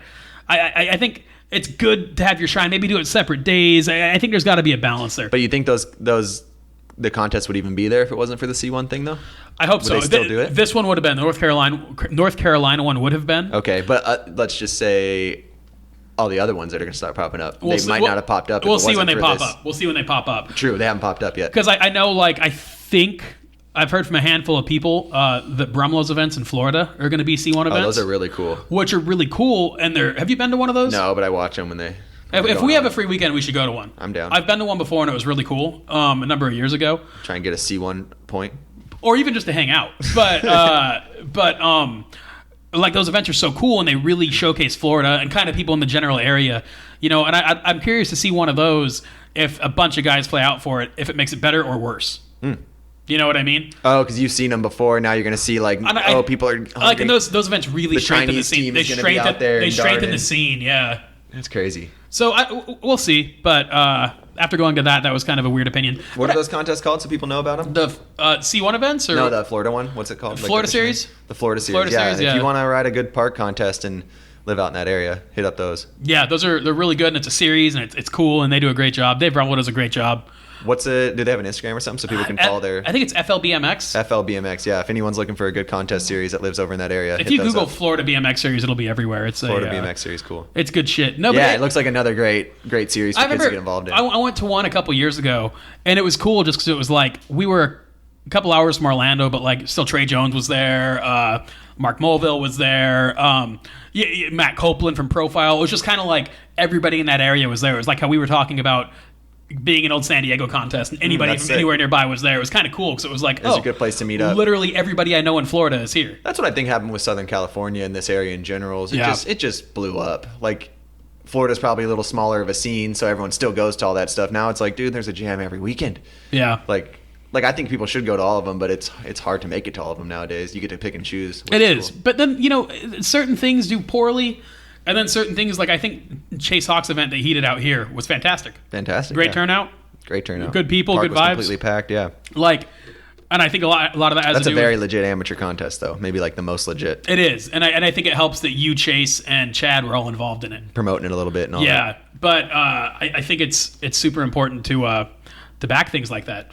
Mm-hmm. We got to back this shit, and if there's nothing in your area to back, start something. Yeah, that's huge shout out to Garrett and Fiend for always doing their jams too. Yeah. He does a couple a year at least. Yeah. It's one of his favorite things to do is and I think it can throw be jams for the kids. It can be so as many simple as a fucking meetup. A bunch of us are going right here. Dude, those monster things that Dak would do. Street series? Oh my god, yeah. They only did them for a few years because it's kind of like Red Bull. They don't want to blow it out, so they did it 3 years in a row. But I went to the one in San Diego, and I guess they were all just like that. But just huge, crazy. One of the coolest things I've ever seen in BMX in my life, and it was just maybe a little bit of money given out, but it was just get together and film people shredding real spots. Yeah. Just take over the city. That was... They did a big one... they should bring that back. They did a big one in not Monster, but the locals did a big one in Phoenix 2 weeks ago. Oh, yeah. I saw that, too. They do it every year. Yeah. But I talked to a couple guys that went out. I thought Ryan Mills went out for it, and I had lunch with Ryan Mills the other day, and Ryan was saying... Who does those? Robbie and Clay? I think it's them. Those dudes I couldn't super tell cool. you exactly, but it's OGs out there. They've been doing that event for a while. Those dudes are rad. But man, that's a big fucking turnout. I think Phoenix is kind of like San Diego in the way it's pretty clicky,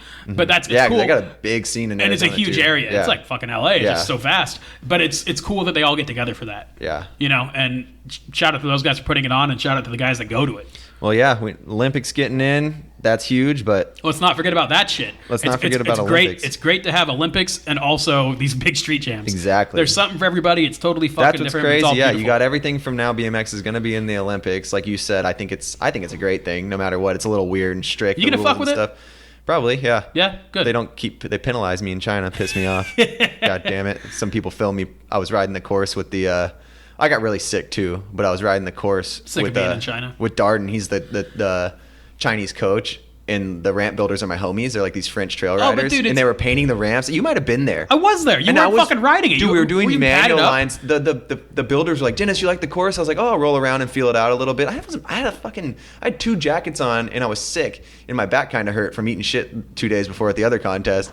And me and Darden were just trying manual challenges, and one of the coaches came out and filmed me, sent it to the UCI people, and they texted me the next day saying I had a penalty and I got a bunch of my practice taken away. Fuck that. And I was already probably going to leave because I just felt like I was dying.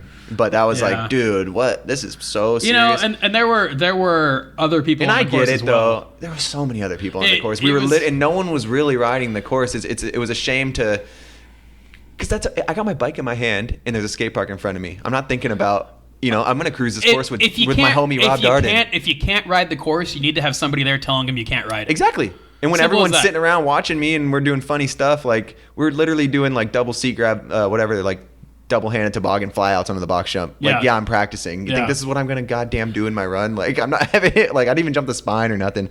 But regardless, there's the serious side of it, and then there's so much fun involved too. So I'm gonna do them. I like those courses too. Yeah, you ride those courses really well. I haven't got to see you ride something like that since Dew Tours. Yeah, it was cool, especially if you get the old training facility down the road here. Oh, it's gonna be game on. Pretty fucking exciting, man. Super it's a cool time. It's especially like you were saying. I never really thought of it this way, but with the concrete facility up there and this opening in Chula, like, man, San Diego's even fucking better. Even better. San Diego's especially where we live. Incredible. We're living downtown. If you don't know the layout of San Diego, it's like you got North County, South County, and in the middle. And we get fortunate enough. The OB's in the middle, and that's kind of what we surround. Yeah, no, I mean, we're lucky. Especially, I feel like both of our podcasts, we just vamp up San Diego so hardcore. Especially, how much do you love San Diego? I love San Diego. How about you? If you get the spot, if a new spot comes to your backyard, whew. Yeah, I mean that's even a bonus. I don't even need that, but if they built that, dude, that's like. No, as it is right now. I couldn't even believe that. Like that course in Chula is going to be sick. And that's supposed to be like February. That's soon. February, yeah.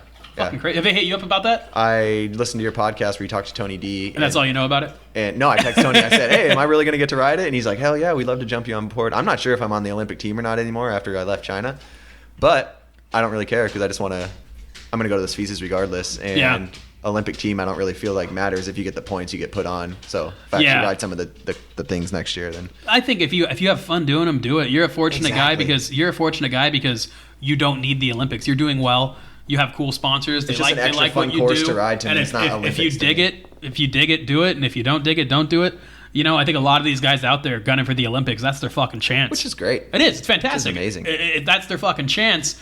And it's nice to not have that burden and that stress. No, there's no. I see people. The two I competed in this year. I see people so nervous, and I'm just so thankful to be like on the deck. Like, I don't care if I mess this run up. No one's gonna bitch at me. No one cares. Like, I'm here to just shred this course as hard as I can and have fun with the homies. I'd like to see a few more guys out there like you, with a similar attitude. But I totally understand. Like, it's difficult. I'm getting Michael to come next year. I've talked to Michael about it, dude. I really want him to go. He could win the Olympics. He could. Like, he is so good at riding those courses. He's gonna be so fresh.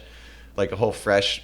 He went to the Boise qualifier for X Games. Qualified first. Yeah. He came out of nowhere. I was like, he rode FISA in Denver when there was that a couple of years ago, and I don't think he did incredibly well, but he just did cool Michael shit. I love watching Michael ride, man. He's 6 times as good as he was back then too. He's like a Bestwick where he's like. He's not even reached his prime, and he's in his 30s, I think. Just a good guy. So good shout guy, out man. to Michael. He's one of my favorite people to ride with. Yeah. Well, anyways, dude, we talked about a lot of cool stuff. Any aside from getting really high out in Hawaii with the Weed Mask boys, what's on the current schedule for you? I think the highness might actually just be some beers. That's cool. That brewery is pretty good. The Maui Brewery, and it's on Maui. Have you been there? You went to Maui this year, didn't you? I went to Maui last year with Chad and a bunch of really good friends. Tyler. You enjoy it? I love Maui. Have you been? Yeah.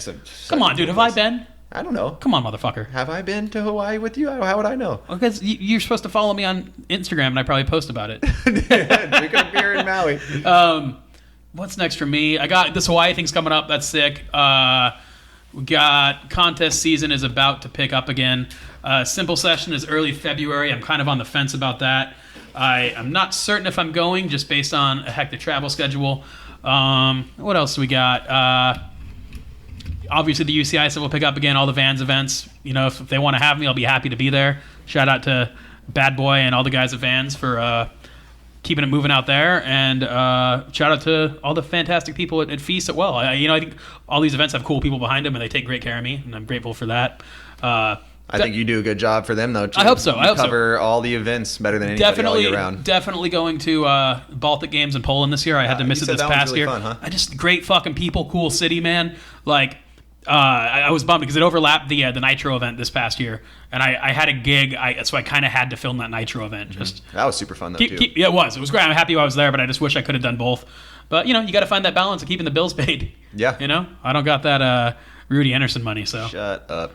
And you live in San Diego because you sleep in your own bed and go up to that contest. That's cool. I know, but that means I sat in traffic and I got stressed out and stuff. but no, everything's good, man. Happy to be alive. Well, thanks, man, for covering all these events like you do, for always hooking me up, being my friend since day one. We filmed so much stuff together and had a lot of fun nights, had a lot of good days in between, and we're gonna hang out a lot in 2019. It sounds like.